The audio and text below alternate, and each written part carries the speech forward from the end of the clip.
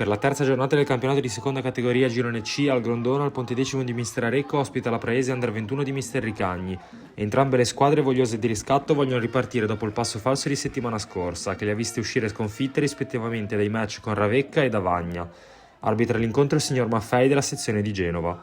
Pronti via, i padroni di casa impongono subito il proprio gioco, sbloccando il match dopo solo 12 minuti con Poiré, che su un insolito assist di Corsini fa valere il fisico e supera così Ottonello siglando il primo gol stagionale.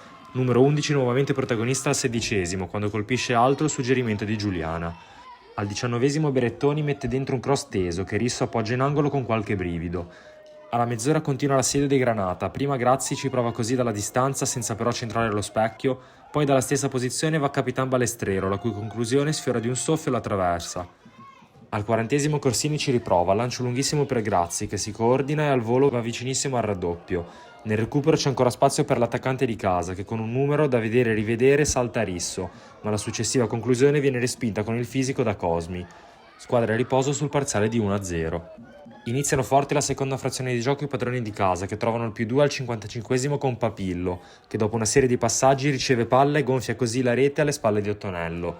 Al 75esimo arriva il primo squillo degli ospiti, Mennella salta a tirasso, si accentra e imbuca per la sovrapposizione di Baglini, ma è buona l'uscita di Corsini.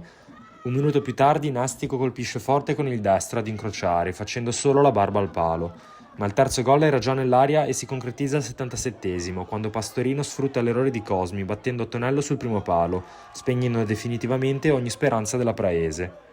All'82esimo ancora Pontedecimo, ancora Pastorino che questa volta con il suo esterno destro fa tremare la traversa.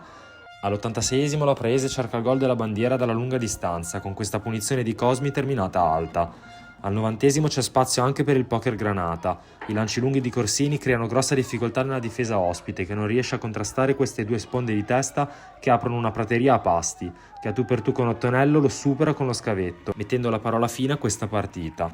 Pontedecimo Praese Under 21 termina dunque sul risultato di 4-0, reazione più che sufficiente dei ragazzi di Mister Arecco che ritrovano i 3 punti agguantando la terza posizione in classifica. Notte fonda in casa Praese che incassa un altro colpo e scivola in penultima posizione.